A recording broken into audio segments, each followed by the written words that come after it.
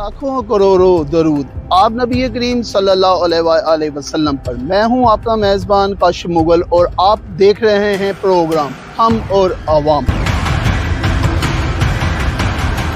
आज हम जिस जगह पे मौजूद हैं ये एक प्राइवेट सोसाइटी है, कहने को प्राइवेट सोसाइटी है, तो यहाँ पे अवाम इतनी ज़लीलो ख्वार हो रही है। तो 40 से 50 लोगों ने हमसे रब्ता किया कि खुदारा हमारी इस ख़ियाबान अमीन अला से जान छुड़ाई जा सके, क्योंकि यहाँ पर तमाम के तमाम जस्ट LDA से 1 या 2-3 ब्लॉक अप्रूव हैं, उसके अलावा कोई भी इनका ब्लॉक अप्रूवल में नहीं है। मिनिस्टर से भी अपील कर रहे हैं कि इन लोगों से हमारी जांच कराई जाए, लेकिन आज हम कोशिश करेंगे कि इस चीज़ में उन्हीं अवाम का मौक़िफ़ लेंगे जिन्होंने हमसे रब्ता किया है। तो चलते हैं। जी बहुत शुक्रिया काशिफ साहब। ये तो प्रॉब्लम के अंबार नहीं यहाँ पर, आप माशाल्लाह एपिसोड कर रहे हैं, आपको चलता रहेगा पता। आज जो आपके सामने इसको हाईलाइट करने जा रही है एक मेगा स्कैंडल है जिस पे गवर्नमेंट ने भी आंखें बंद की हुई हैं। एक आम शहरी, एक आम दुकानदार, एक आम रेहड़ी बांध के ऊपर तो उसका डंडा बहुत ज़्यादा चल रहा है। इतना बड़ा माफिया ये कैश पेमेंट ले रहा है, टोटल करोड़ों रुपए की पेमेंट से मंथली जो है वो कैश हो रहा है और लिख के ले रहा है only payable in cash FT block with तमाम गवर्नमेंट टैक्सेस के साथ। नीलम जलम फंड ये लेते हैं, PTV फीस ये ले रहे हैं, चार्जेस एक्वा फेयर चार्जेस ये लोग ले रहे हैं। मतलब आप अंदाज़ा करें कि कोई पूछने वाला नहीं है। ये बिल जब हम FBR में जाते हैं वो कहते हैं ये रिस्पेक्ट ही नहीं कर रहा, इसका कोई रिकॉर्ड ही नहीं हमारे पास, ये बोगस है, ये जो भी हमसे कर रहा है स्कैम कर रहा है। मुतअद्दिद रिपोर्ट हम कर चुके हैं। इवन लास्ट ईयर जो है 2025 के स्टार्ट में प्राइम मिनिस्टर ने भी नोटिस लिया। इतना मेगा स्कैंडल बड़ा हाईलाइट हुआ, कमेटी बन गई। और आपको पता है इस मुल्क में जिस काम को ना करना उसके लिए हम कमेटी बना देते हैं। वो कमेटी कौन सी खूह खाते चलेगी, आज तक उसका कोई अमल दखल नहीं हुआ। हमारे पास आज तक परमानेंट कनेक्शन नहीं है। 17 किलोमीटर लंबी सोसाइटी बन गई, सारी इलीगल इलेक्ट्रिफिकेशन है। यहाँ पर कोई भी यहाँ पर प्रॉपर कनेक्शन नहीं है, परमानेंट कनेक्शन नहीं है। ये पेमेंट आज हमारी ये बुजुर्ग खड़े हैं, आप इनको देख रहे हैं, हमारी फीमेल्स, हमारे बच्चे लाइनों में खड़े होकर ये बिल जमा करवा रहे हैं। इस डिजिटल दौर में जब प्राइम मिनिस्टर का विजन है कि जी आम 2 लाख से ज़्यादा की ट्रांजेक्शन जो करेगा उसको हम गिरफ्तार करेंगे, उस पर हम केस चलाएंगे, इन माफियाज को कोई जो है लगाम डालने के लिए नहीं है। और हमारे साथ बिल्कुल 2 किलोमीटर पे CM साहब का घर है। वो यहाँ से फराटे मारता हुआ उनका प्रोटोकॉल गुजरता है, धूल उठाता हुआ हमारी बेबसी पे धूल उड़ाता हुआ जाता है वो। तो हम बेबस हैं। हम तमाम अदारों के दरवाजे खटखटा चुके हैं, CTO लाहौर के पास भी हम जा चुके हैं। उन्होंने कहा मैं बेबस हूँ, मैं कुछ नहीं कर सकती, प्राइवेट सोसाइटी माफियाज हैं, पॉलिटिकल इन्फ्लुएंस होता है यहाँ पर, हम बेबस हैं इस चीज़ में। आज आपने डॉक्यूमेंट पकड़े हुए, ये किस चीज़ के डॉक्यूमेंट है? आपने तो एक सिर्फ ये कहा है। ये जी मैंने आपको दिखाया, इसमें एक तो जो CTO लाहौर के पास हमने कंप्लेन की थी वो है, मैं आपको दिखा दूँ। तो 400-500 लोगों के साथ हमने CTO लाहौर को जो कंप्लेन की, बाकायदा वहाँ पर आवाम ने जाकर प्रोटेस्ट किया। इसके बाद हमारे प्राइम मिनिस्टर साहब का भी मैं आपको नोटिफिकेशन दिखा देता हूँ। ये अजब दौर की गजब कहानियाँ यहाँ पर चल रही हैं, आप देखते जाए क्या क्या चल रहा है ये। और ये ख़ियाबान अमीन का भी ज़रा देख लें कि vice illegal society, private society जिसका प्राइम मिनिस्टर खुद नोटिस ले रहा है, उसके बावजूद भी यहाँ पर कौन सी ऐसी जादू की छड़ी है इनके पास, कौन सा ऐसा इन्फ्लुएंस है इनके पास जो समझ से बाहर कर रहा है कि कोई अदारा इन पर एक्शन नहीं ले पा रहा। LDA को रिपोर्ट किया, LDA साहब सोया हुआ, समझ नहीं आ रहा कि कर क्या रहा है। 2 दहाइयों से 14 में लास्ट ऑपरेशन करके वो सो गया। LDA कहता है कि जी प्राइवेट सोसाइटी के मैटर है, हम इसमें कुछ नहीं कर सकते। बिजली के बारे में LDA कस्टोडियन है, बिल्कुल हम उसके पास गए हैं कि जी ये जहाँ पर बैठे हुए हैं ये मैनुअल पेमेंट्स ले रहे हैं। उसके ऊपर उन्होंने एक सर्वे करवा के एक इनको शोकास दे दिया। इवन जिस ऑफिस के ये लिख रहे हैं कि C ब्लॉक में कैश पेमेंट दे, वो ऑफिस भी इलीगल बना के बैठे हुए। शोकास देने के बावजूद आज तक एक्शन इसलिए नहीं ले रहे कि जी आज करते हैं, कल करते हैं, सुबह करते हैं, शाम करते हैं। फाइनल नोटिस हो चुके हैं 3, उसके बावजूद भी आज तक इनका ऑफिस फंक्शनल है। रेजिडेंशियल एरिया में कमर्शियल एक्टिविटी हो रही है। मैं अभी रिसेंटली शिफ्ट हुआ इधर और मुझे यहाँ शिफ्ट होने के बाद अफसोस हो रहा है। हालांकि नया घर बनाने के बाद बंदे को खुशी होती है। अफसोस इस बात का हो रहा है कि लाइट का पहले एक पॉइंट है, सुबह 9 बजे आती है, 11 बजे आती है, 3 बजे चली जाती है, 5:15 आती है, 6 बजे फिर चली जाती है। जब आप यहाँ पे शिफ्ट होने लगे थे, आपको ये इल्म में नहीं था कि ये इलीगल है? ये था कि एलडी अप्रूवल में गई हुई है, जिससे भी जब लिया इनसे जो प्रॉपर्टी डीलर्स यहाँ बैठे हुए, एलडी अप्रूवल होने वाली है, यहाँ सब कुछ ओके है, सब कुछ बेहतरीन है। तो इससे तो पहले गर्मियों में उन्होंने बहुत बुरा हाल किया जब मैं कंस्ट्रक्शन करवा रहा था। सोसाइटी नहीं बन गई सर ये सोसाइटी कम से कम 20 से 25 साल पुरानी है। 20 से 25 साल पुरानी है, तो आप कह रहे हैं कि वो प्रॉपर्टी डीलर कह रहे हैं कि अप्रूवल के लिए गई है, 25 साल हो गए। अब इसके असल में इसके दो पार्ट है ना, शाहबानी मीन के दो पार्ट, एक रिंग रोड से उस साइड पे और ए बी जी ये अप्रूव है जी। हाँ जी 2300 कुछ कनाल जो है वो अप्रूव्ड है, और उसके अलावा जितनी भी है वो सब अभी इलीगली समझ लें।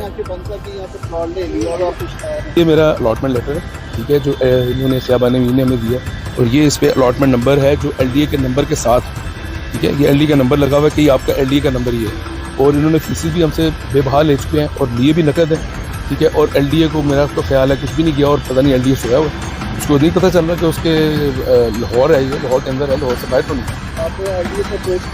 एलडीए पे हम अप्रोच कर चुके हैं कई मतलब अप्रूवल के हवाले से, नैब को भी हम कर चुके हैं, कोई दाद रसी नहीं है। ये देखें सब डॉक्यूमेंट्स हैं एलडीए के, ये सब लगे हुए हैं, एलडीए के बाकायदा लेटर्स हैं, ये देखें एलडीए का लोगो लगा हुआ है, एलडीए की तरफ से नोटिस हैं, कई नोटिस इनको हो चुके हैं, ये देखें एक पेज नहीं है, ये सब नोटिस ज़्यादा है, ये सब इनके इसी चक्कर में है।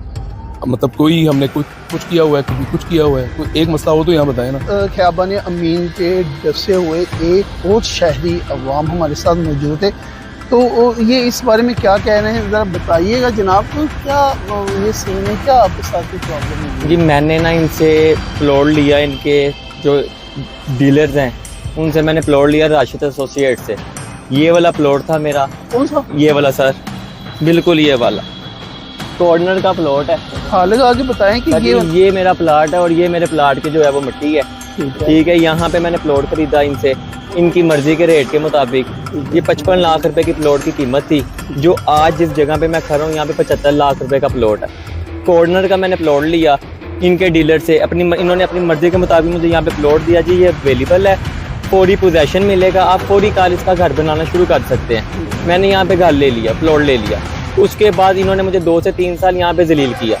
मुझे कहते हैं जी ये राना मुबशर साहब की ज़मीन है, राना मुबशर साहब MP है नून लीग के, उन्होंने यहाँ पे कब्जा किया हुआ है, हम आपको यहाँ पे नहीं दे सकते। यहाँ पे एक बाउंड्री वाल थी, रातों रात वो बाउंड्री वाल यहाँ से गायब हो गई।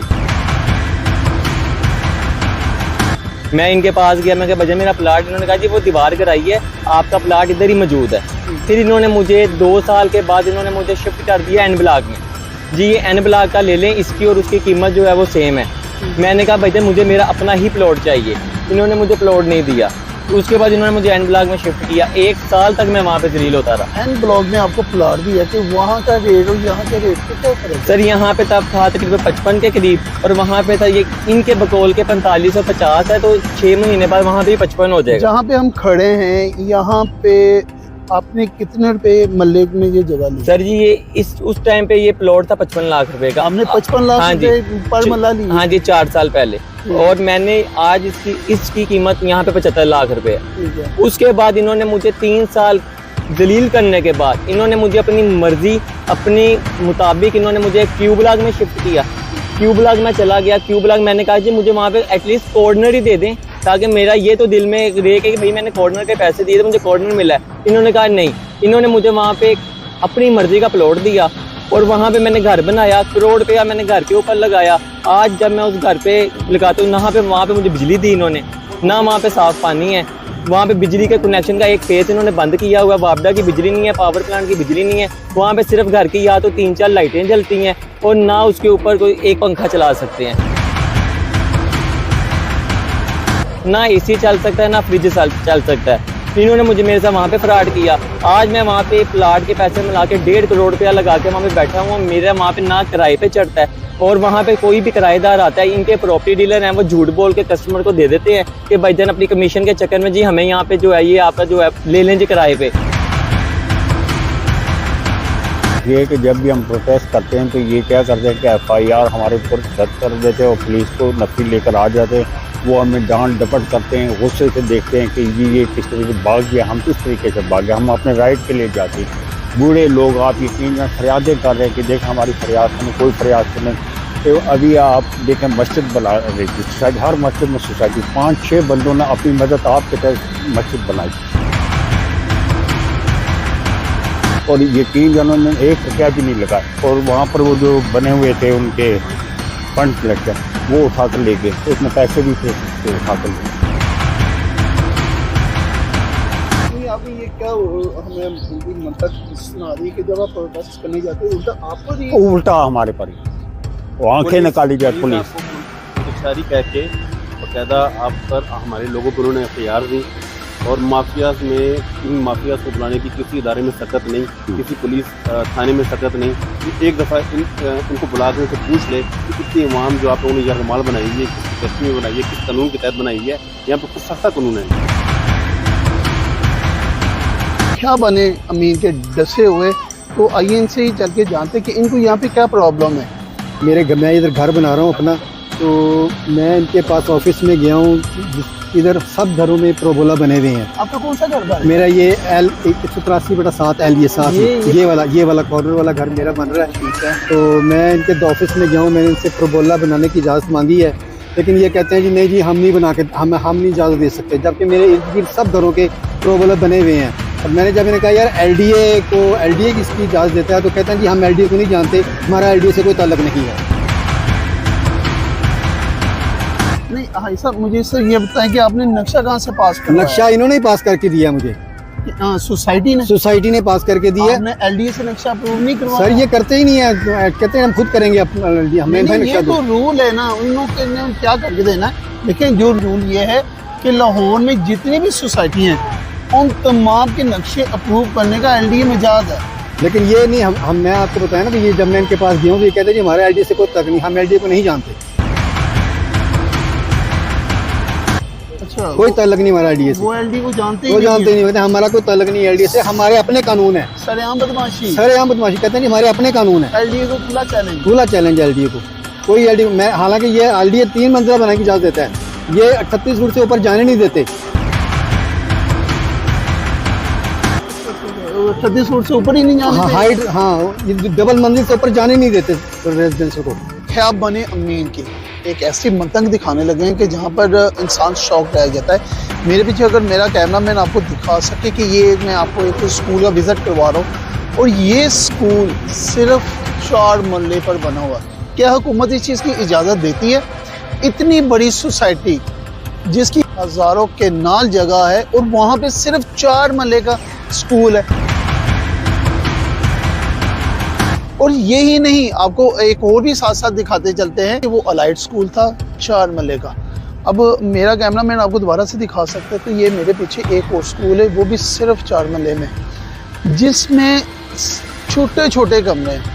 वहाँ पे बच्चे पढ़ते किस तरह हैं, इसको LDA ने इजाज़त कैसे दे दी, इसको इस ख्याब बने अमीन की सोसाइटी ने इजाज़त किस तरह दे दी कि सिर्फ एजुकेशन देने के लिए 4 मरले और बाकी घर बनाने के लिए 5 कनाल, 6 कनाल, 2 कनाल। LDA इस चीज़ पर अपना इम्प्लीमेंट करवाए, क्योंकि ये अगर इसी तरह खुदा ना खास्ता यहाँ पे कोई भी हादसा हो जाता है तो उसका कौन जिम्मेदार होगा? क्या हमारी आवाम या हमारे इदारे या हमारे ये सोसाइटी वाले हमेशा हादसा होने की इंतज़ार क्यों करते हैं? जैसा कि आपने आम आवाम की आज LDA से भी मौदबाना अपीलें भी की हैं कि खुदारा हमारे ख्याबा ने अमीन के माफिया से जांच छुड़ाई जा सके। और जैसा कि हमारे हाथ जो डॉक्यूमेंट लगे हैं कि इन्होंने शहबाज शरीफ साहब से अपील की, जिन्होंने बाकायदा इसका नोटिस भी लिया और जिसके बाकायदा ये डॉक्यूमेंट हमारे पास मौजूद भी हैं। ये डॉक्यूमेंट है जो PM शहबाज शरीफ ने नोटिस लिया और एक्सीडेंट था उसको चेंज कर दिया गया, और बाकायदा LDA के भी डॉक्यूमेंट हमारे पास मौजूद है, जो इनके बिल वगैरह, जो लेस्को के जो फंडिंग वगैरह जमा होती है उसके बारे में भी इन्होंने दिया गया। और सबसे बड़ी मज़े की बात जो आपको बताने लगे हैं, ये जो मेरे हाथ में ख्याब बने अमीन का एक बिल मौजूद है जिसमें तमाम किस्म के टैक्स वगैरह लिए जाते हैं। यहाँ की अवाम ने थोड़े से एहतजाज किया और ये आपको दिखाते चलें कि इसमें PTV की फ़ीस बाकायदा जमा करवाई जाती थी। अपील एहतजाज करने से यहाँ से तो फीस उन्होंने ख़त्म कर दी, लेकिन दूसरे बिलों में उन्होंने अदर चार्जेस की मद में हज़ारों रुपये लगाकर अवाम को भेजना शुरू कर दिए। खुदारा हम आला काम तक आवाज़ ही उठा सकते हैं, हम और क्या कर सकते हैं। और ख़ास तौर पे हम LDA को भी वापस करवाना चाहते हैं कि LDA इस पर थोड़ा सा पर्सनली तवज्जो दे, क्योंकि यहाँ पर आवाम आकर लुट रही है। जहाँ पे हम इस टाइम खड़े हैं ये L ब्लॉक है और ये इलीगल ब्लॉक है, ये किसी जगह से कोई अप्रूवल नहीं है, लेकिन यहाँ पर कंस्ट्रक्शन बहुत ज़ोरों शोर से हो रही है। इंशाल्लाह आपको अगले प्रोग्राम में मिलेंगे। इजाज़त दीजिए अपने मेज़बान काशिफ मुगल को। जी, अल्लाह ने के बाद।